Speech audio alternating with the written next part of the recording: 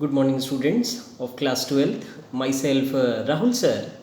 आज की क्लास में हम लोग numerical related to depression in freezing points पे कुछ प्रॉब्लम सॉल्व करेंगे।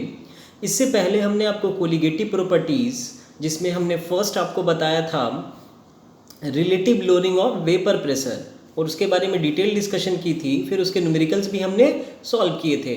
फिर उसके बाद आपने पढ़ा था सेकंड जो कोलिगेटिव प्रॉपर्टी थी, उसमें आपने पढ़ा था एलिवेशन इन बॉइलिंग पॉइंट, और उसके भी related numericals theoretical aspects like graphs भी हमने डिस्कस किए थे। फिर उसके बाद हमने आपको डिप्रेशन इन फ्रीजिंग पॉइंट बताया था कि नॉन वोलेटाइल सोल्यूट मिक्स होने से फ्रीजिंग पॉइंट क्या हो जाता है, डिक्रीज कर जाता है। तो आज हम लोग इस पे बेस्ड कुछ न्यूमेरिकल्स को सॉल्व कर रहे हैं। अब आप स्क्रीन पे ऊपर में देख रहे होंगे, ये फर्स्ट क्वेश्चन है हमारा। Solution of sucrose molar mass 342 is prepared by dissolving 34.2 gram of it in 100 gram of water.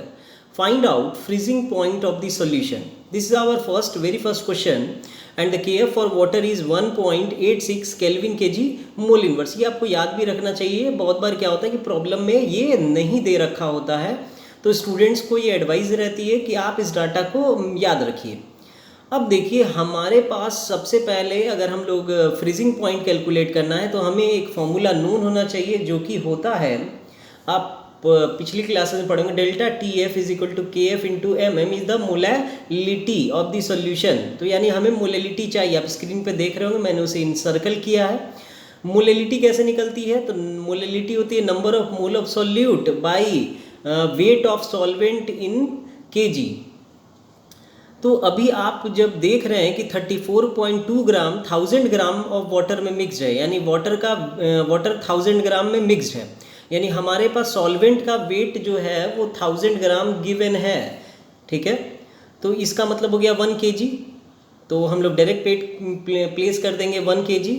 अभी हमारे पास मोलर मास दे रखा है 342, ये हमारा सॉल्यूट है और इसका गिवन वेट है 34.2। तो हमने उस आसानी से मोलैलिटी निकाल ली। देखिए, given weight by molecular weight और मल्टीप्लाइड विथ नीचे में कह सकते हैं 1, जो कि हमारा 1 kg ऑफ वाटर था, और ये हमारा मोलैलिटी 0.1 आ गया आसानी से। तो ये हमारा जो 0.1 है, यही मोलैलिटी ऑफ सॉल्यूशन हो गया। अब आते हैं delta T F is equal to K F into M. K F की वैल्यू 1.86 क्वेश्चन में थी, मोलैलिटी हमने कैलकुलेट कर ली, 0.1 मल्टीप्लाई किया, सॉल्व किया, तो ये यहाँ पे पहुँच गया हमारा डाटा।